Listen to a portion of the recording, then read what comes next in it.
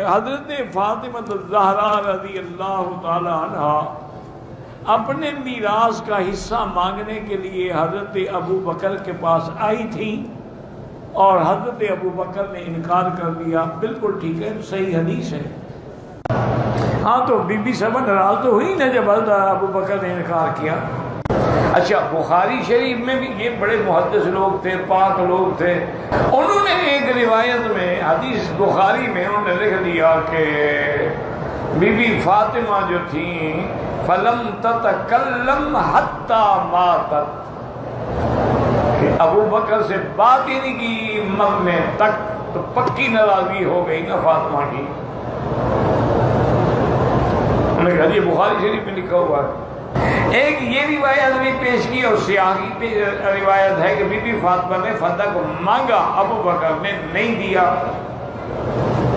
اب یہ بھی صحیح روایت ہے اور کہتے ہیں کہ صحیح بخاری سے دکھائیے، تو صحیح بخاری کے اندر بھی حتیٰ یہ جملے موجود ہیں، اور ایک مقام پڑھیں، 4 مقامات پر یہ روایتیں موجود ہیں کہ پیغمبر اکرم کی وفات کے بعد گئی ہیں بی بی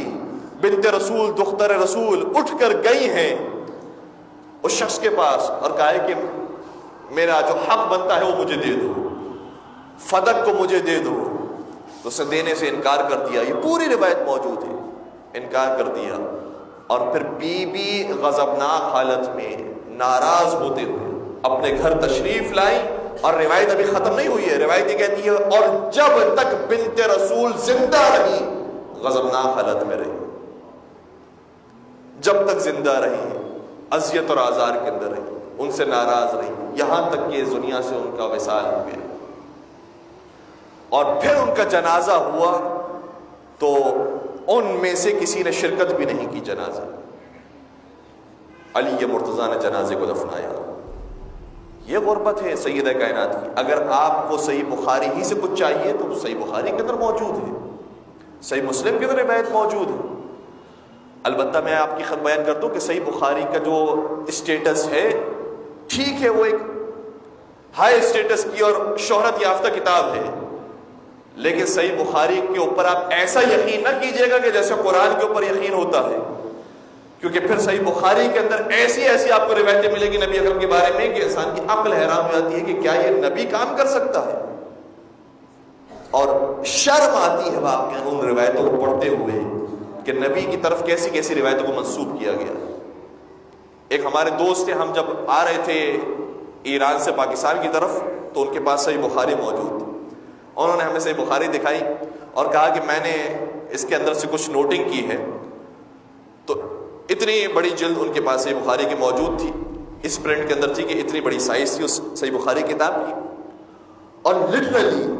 ہم نے محسوس کیا کہ تقریباً ہر صفحے یا ہر 2 صفحے کے بعد کوئی نہ کوئی ایسا نقطہ موجود ہے جس سے شیعہ عقیدہ ثابت ہوتا ہے۔ اتنی روایتیں ایسی موجود ہیں، یا کم از کم ایسی روایتیں موجود ہیں جس سے پتہ چلتا ہے کہ آپ کے نزدیک آپ نے رسالت کو پہلے صحیح نہیں سمجھا ہے، چاہے جائے کہ آپ امامت کو صحیح سمجھیں۔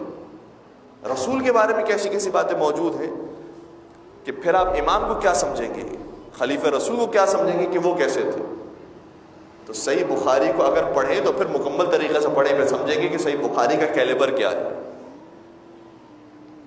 اور صحیح بخاری میں جس طریقے سے میں بیان کیا کہ وہاں پر بھی واقعہ موجود ہے، اور ایک واقعہ نہیں، پشت سر ہم واقعات موجود ہیں۔ کون سا واقعہ؟ پیغمبر کے زندگی کے آخری لمحات تھے، فرمایا کہ میرے لیے کتاب لے کر آؤ، میرے لیے قلم و کرتاس لے کر آؤ تاکہ میں اپنا وصیت نامہ لکھ دوں۔ تو کسی شخص نے آ کر کہا کہ یہ بیماری ان کے اوپر غالب آ گئی ہے، کہ نعوذ باللہ اپنی طبی حالت کے اندر باقی نہیں ہے۔ اب میں وہ لفظ استعمال نہیں کرنا چاہتا جو شان رسالت کے مطابق نہیں، یہ روایت صحیح بخاری کے اندر موجود ہے۔ پہلے روک دیا گیا پیغمبر اکرم کو اس تحریر لکھنے سے، اس کے بعد پیغمبر نے ان جیسے افراد کو حکم دیا کہ جاؤ تم جیش اسامہ میں چلے جاؤ، تمہارا مدینے میں کوئی کام نہیں ہے، مدینے سے باہر چلے جاؤ، لیکن یہ جاتے نہیں تھے۔ یہ روایت بھی صحیح بخاری کے اندر موجود ہے۔ اور پھر یہاں تک کہ پیغمبر کی جب وفات ہو گئی، پیغمبر کا جب وصال ہو گیا، تو پھر انہوں نے بجائے اس کے کہ پیغمبر کے تشییع جنازہ میں شریک ہوتے، پیغمبر کو غسل و کفن دینے میں خدمت انجام دیتے، یہ کسی اور راستے کی طرف چلے گئے۔ یہاں تک کہ مولا متقیان نے اکیلے تنہا پیغمبر کے جنازے کو دفنا